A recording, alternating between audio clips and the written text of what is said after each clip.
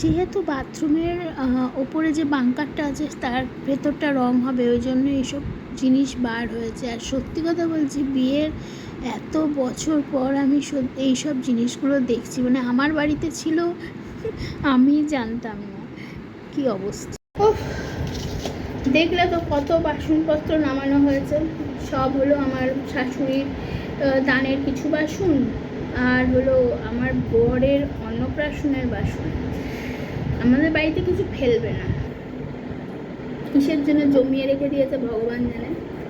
তো সব ওই হাতে করে করে মানে মিস্ত্রি ময়ে উঠেছে, আর সব ওই সব ও বের করছে আমার বর, আর আমি হাতে করে করে নামাচ্ছি। যা ভারী এক একটা বাসন, আগেকার দিনে আমি বুঝতেই পারছো কীরকম ভারী, আর হাত পুরো ব্যথা হয়ে গেছে নামাতে। আবার তোলার সময় ওগুলো সব ধরে ধরে, তখন আবার বর থাকবে না, আর শ্বশুর খালি পাশে দাঁড়িয়ে দাঁড়িয়ে জ্ঞান মারছে।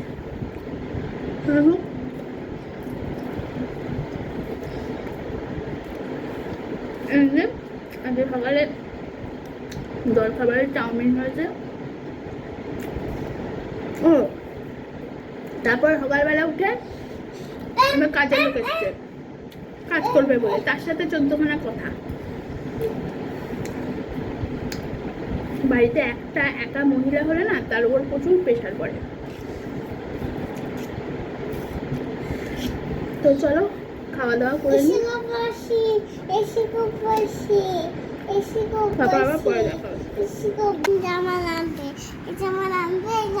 লাস্ট ব্লগে তোমাদের বলেছিলাম যে কালকে আমি একটু বেলা করে ঘুমাবো, ওই 7:30। তারপর তো পিসি এসে যাবে। 5:30 থেকে ছেলে জ্বালাচ্ছে, এই যে যন্ত্রটা 5:30 থেকে জ্বালাচ্ছে আমাকে। মা ওঠো, টয়লেট যাব, মা পটি করব, মা। আমার মানে বিরক্ত লাগছে, বিরক্ত। এবার কালকে তো আরও ছুটি দিয়েছিল বলে আমি একটু বেশিক্ষণ ধরেই ফোন ঘেটেছি, তারপরে ব্লগ এডিট করে আপলোড করেছি। রাত্রিবেলাতেই তো আমি ব্লগ আপলোড করি, তো মানে পুরো অসহ্য লাগছিল। তার মধ্যে চলে এলো আবার শ্বশুর, সেই একজন কাজ করবে, সে এসেছে, তুমি চলো কথা বলবে। তার মধ্যে চলে এলো শ্বশুর 4টে থেকে উঠে নাকি কাজ করছে, এটা করছি ওটা করছি সেটা করছি। তাহলে তুমি 4টে উঠেছো কাজ করছো, তো সবাইকে উঠে করতে হবে তখন। পুরো ঘুমের আমার 23 ঠান্ডা হয়ে গেল। জানি না দুপুরবেলা ঘুম আসবে কি না। আর এখন আমাকে ডিস্টার্ব করে মারছে এই যে বদমাইশটা।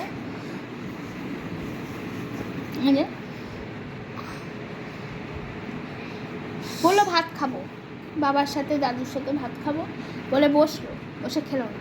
অল্প একটু ভাত খেয়ে উঠে পড়লো, মাছ টাছ খেলো না। তারপর হয়েছিল চাউমিন, সেও ছ্যাগড়া ব্যাগড়া করে খেলো। এখন আমার জামাটা ছেঁড়ার তাল করছে, ঠিক আছে? কিরম বদ।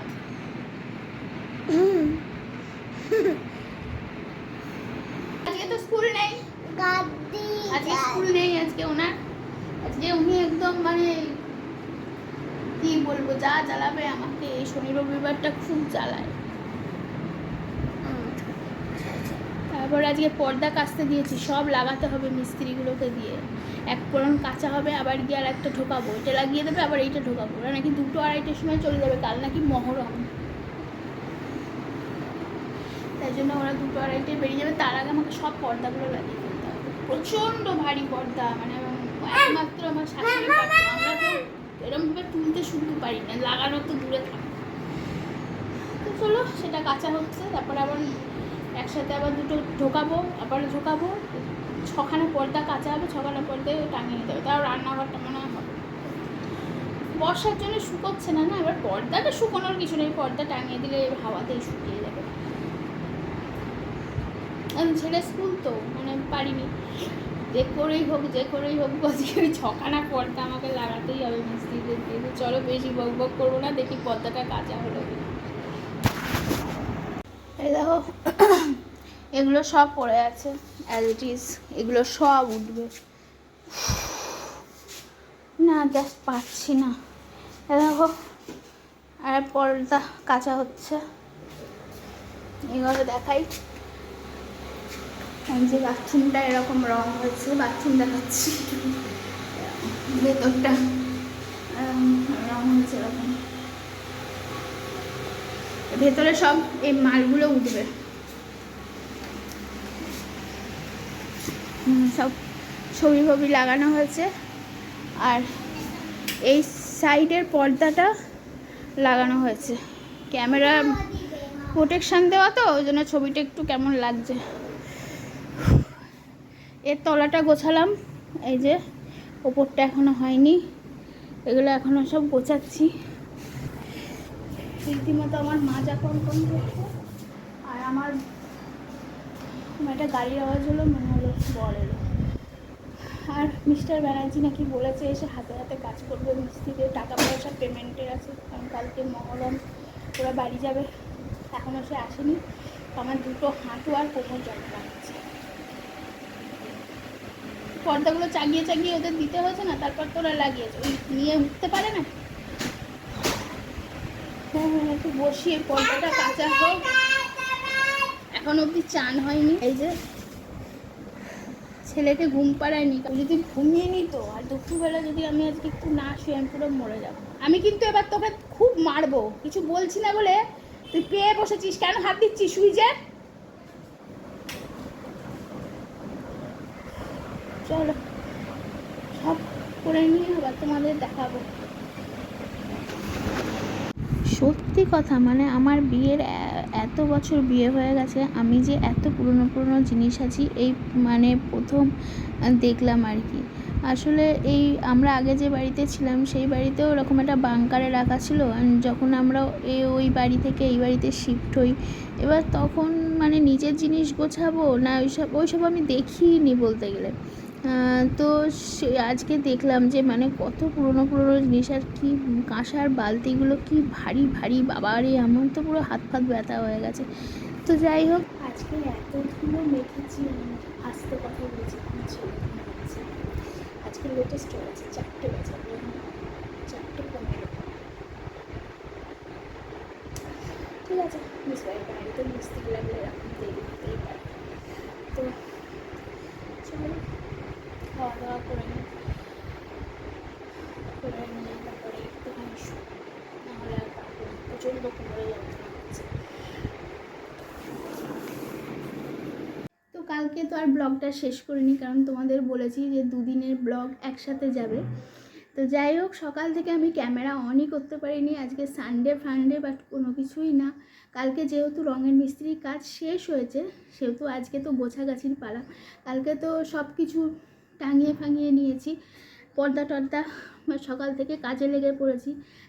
বর এখন অ্যাকোয়ারিয়াম পরিষ্কার করছে, সেসব মাছ ফাছ ঢোকানোর ব্যবস্থা করছে। তার আবার কী বলে ওটাকে, মেশিন একটা খারাপ হয়ে গেছে, সেটা আবার ও আনতে যাবে। তো আমি ভাবলাম এই ফাঁকে বিছানাগুলো গুছিয়ে নিই। আর রান্নাবান্না তো পিসি এসে করে দিয়ে গেছে, আজকে নতুন কাজের লোকও এসেছে, সেও সব কাজ করে দিয়ে গেছে। তো সকালটা আমার এখন হয়নি, সকালটা হয়েছে তখন 6টা 6:30 মতো বাজে। তো এই হলো গল্প। আর এখন বাজে প্রায় 11:18। এখন থেকে আমি ভিডিওটা শ্যুট করতে শুরু করলাম আর ব্লগিংটাও আরম্ভ করলাম। তো চলো, hello, good morning, welcome to my channel Suchismita lifestyle. আরও একটা নতুন ব্লগে তোমাদের স্বাগত জানাই। সবাই কেমন আছো? আশা করি সবাই খুব ভালো আছো, আমারও টুকটুক করে চলে যাচ্ছে। তো তোমরা ব্লগটা দেখতে থাকো, আশা করি তোমাদের ভালো লাগবে। আর শনিবার আর রবিবারের ব্লগ একসাথে কাজ পোস্ট হবে, মানে তোমরা দেখতে পাবে সোমবার। তো চলো আমি কাজকর্মগুলো সেরে নিই।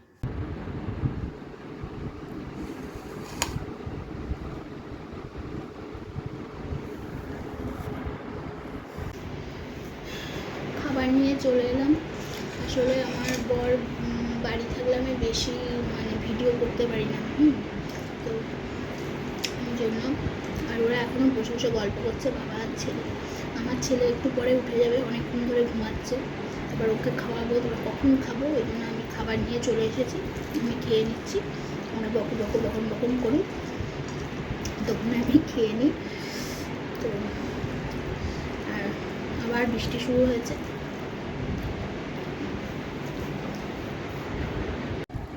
তো কোথাও থেকে এলে আমি এত ক্লান্ত হয়েছি। আমাদের আজকে আসলে বিকেলবেলা